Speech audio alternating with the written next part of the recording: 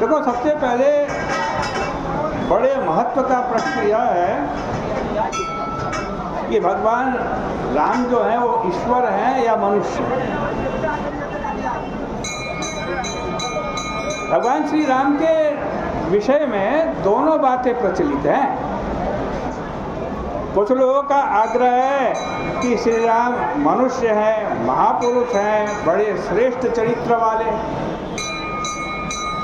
और वे बड़े दावे से कहते हैं कि देवर्षि नारद से महर्षि वाल्मीकि जी ने जो प्रश्न पूछा वह यही तो था कि इस समय संसार में सबसे गुणवान व्यक्ति कौन है। वाल्मीकि रामायण में आज नारद जी वाल्मीकि जी से प्रश्न कर रहे हैं, पूछ रहे हैं,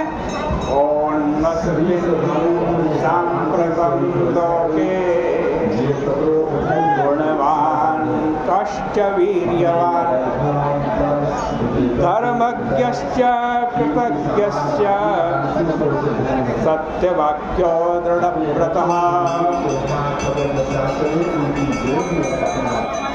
इन गुणों से युक्त संसार में कोई व्यक्ति है?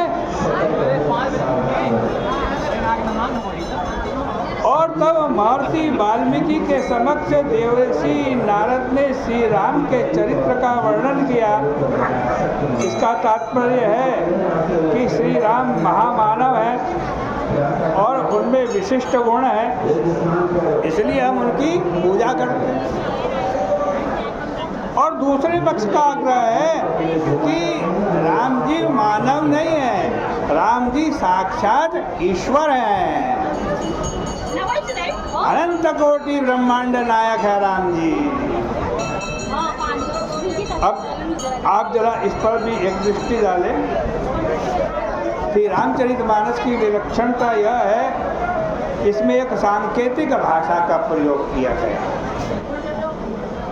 श्री रामचरितमानस के वैसे तो अनेक श्रोता और वक्ता हैं, पर एक वक्ता और एक श्रोता के रूप में जो नाम चुना गया वो बड़ा अनोखा। वक्ता कौन है? वक्ता काकभुषुंडी जी। श्रोता कौन है? श्रोता गरुड़ जी। इन वक्ता और श्रोता के विषय में आप सभी जानते हैं कि दोनों पक्षी हैं। गरुड़ जी भी पक्षी हैं और काकभुषुंडी भी पक्षी हैं। और उसमें भी एक चतुराई है। कहा जाता है कि काकभुषुंडी जी एक कौवा थे। अगर यह कहा जाता कि उनके श्रोता भी कौवा थे, कथा कहने वाले काकभुषुंडी जी और सुनने वाले भी कौवा, तब तो ये बात युक्ति संगत प्रतीत होती थी, क्योंकि कौवा बोलेगा और कौवे ही सुनेंगे, क्योंकि वे दोनों एक ही जाति के पक्षी हो गए। पर यह विचित्र बात है कि वक्ता तो कौवा है और सुनने वाले, भगवान शंकर ने पार्वती जी को अपना संस्मरण सुनाते हुए कहा कि पार्वती, जब सती शरीर में मेरा तुम्हारा वियोग हो गया, तब भ्रमण करते हुए मैं सुमेरु पर्वत पर गया। भगवान शंकर कह रहे हैं, और मैंने वहाँ बड़ा अनोखा दृश्य देखा। उन्होंने शब्द कहे, तब में जाई सो कौतुक देखा। मैंने एक बड़ा अद्भुत कौतुक देखा, बड़ा अद्भुत खेल देखा। पार्वती जी ने पूछा, तुमने कैसा, क्या अद्भुत खेल देखा, क्या कौतुक देखा? भगवान शंकर ने बताया, एक वृक्ष है, वृक्ष के नीचे एक कौवा बैठा हुआ।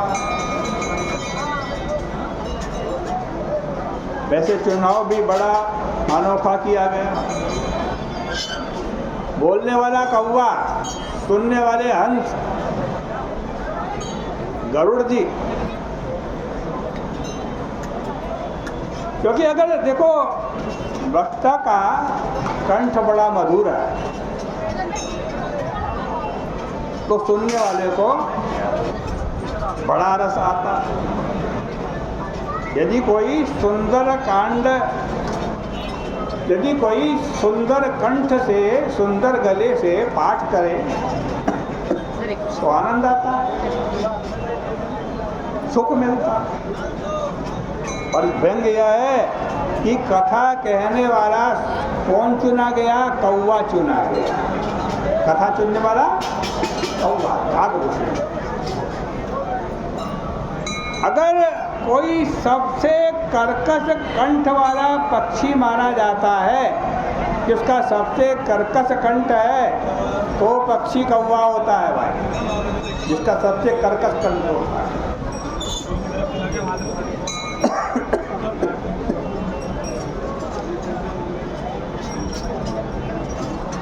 एक और भी विचित्र विडंबना है, यह विचित्र विडंबना है कि यदि सबसे कोई निम्न कोटि का पक्षी माना जाता है, वो भी कौवे को ही माना जाता है।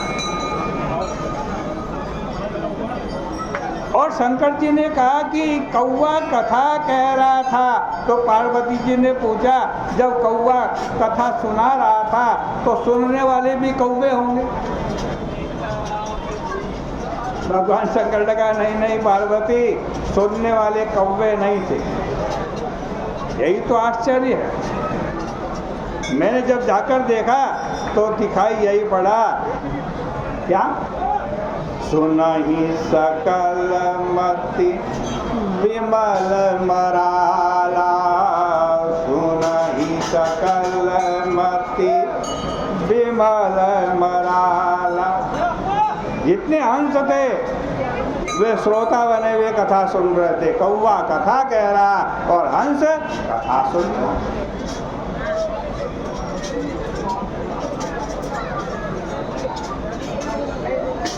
पार्वती ने कहा, फिर आप वहाँ गए? शंकर जी ने कहा, हाँ मैं वहाँ गया। आपको देख कर तो काकभूषुंडी जी खड़े हो गए होंगे। पार्वती जी ने कहा, शंकर जी आए और उन्होंने आपसे कहा होगा कि महाराज अब आप कथा सुनाए। आप कथा सुनाए, मैं सुनूंगा, क्योंकि वो काकभूषुंडी जी आपके शिष्य भी हैं। तो भगवान शंकर ने कहा, वाह, क्या मैं इस रस से वंचित हो जाता? काकभूषुंडी जो कथा सुना रहे थे, उस रस से क्या मैं वंचित हो जाता? मैंने ऐसी भूल नहीं की। मैं शंकर के रूप में वहाँ नहीं गया। पार्वती जी ने कहा, तो किस रूप में गए? तो शंकर जी कहा, मैं भी पक्षी बन गया। मैं भी पक्षी बन करके वहाँ गया। पूछा, कौन से पक्षी बने थे तुम? है? तुम कौन से पक्षी बने?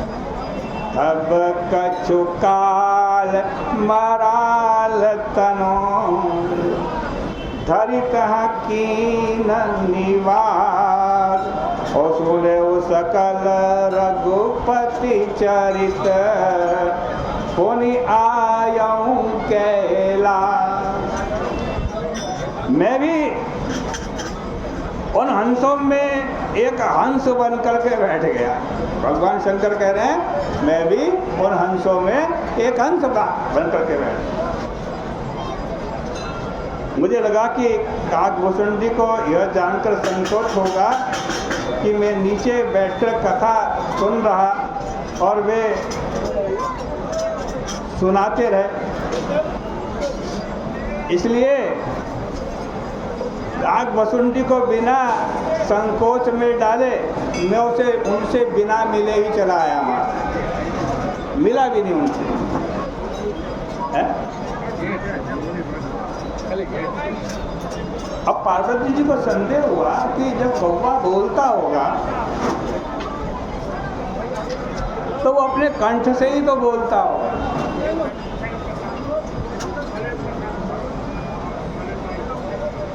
और शंकर जी ने उत्तर देते हुए एक विशेष शब्द जोड़ा है। आपने यह पंक्ति पढ़ी होगी। शंकर जी ने कहा, पार्वती मधुर वचन तब बोले हूँ कागा, मधुर वचन तब बोले हूँ कागा। कौवा बड़े मधुर वचन में बोला। अब यहाँ तो कौवे की कर्कश वाणी होती है, बड़ी कठोर वाणी होती है, वो मधुर वाणी में कैसे बोला? यहाँ कहने का अभिप्राय समझो, शंकर जी क्या कहना चाहते हैं। कहने का अभिप्राय यह है कि स्वर की मधुरता से अगर राम जी की कथा मधुर लगे, स्वर बड़ा मीठा है, इसलिए आपको राम जी की कथा भी बड़ी मीठी लग रही है। तो ये संदेह होना स्वाभाविक है कि उसमें स्वर की कितनी मिठास है और राम जी की कथा की कितनी मिठास है। लेकिन जब कौवा एक कथा कहेगा तो उसके स्वर में तो मिठास होगी ही नहीं। वो जितनी मिठास है किसकी है? वो स्वर की मिठास नहीं है, वो बोलने वाले की मिठास नहीं है, वो तो राम जी की कथा की मिठास है। राम जी की कथा की मिठास है। उन्होंने कहा कि राम कथा का यही महत्व है कि कौवा के कर्कश कंठ से भी यदि वो निकलती है तो वो मधुर ही रहती है। मधुर है? वो सुनने में अत्यंत सुस्वरा वाणी होती है। इस प्रकार भाई राम जी की कथा बड़ी मधुर है। आज की चर्चा का यहीं विराम करेंगे। 2 बोल बोलो, फिर आरती करके जाना है।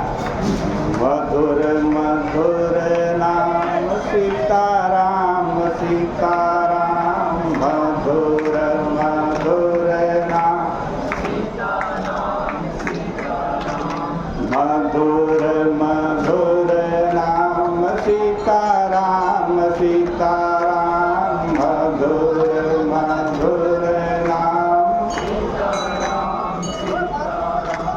सीताराम सीताराम, राजा राम राजा राम, सीताराम सीताराम, राजा राम राजा राम, मधुर मधुर नाम सीताराम सीताराम, मधुर मधुर नाम सीताराम सीताराम। राम जी की वंदना, सीता जी की वंदना, राम जी की वंदना, सीता जी की वंदना, लक्ष्मण जी की वंदना, भरत जी की वंदना, लक्ष्मण जी की वंदना, भरत जी की वंदना, अंजना के नंदना की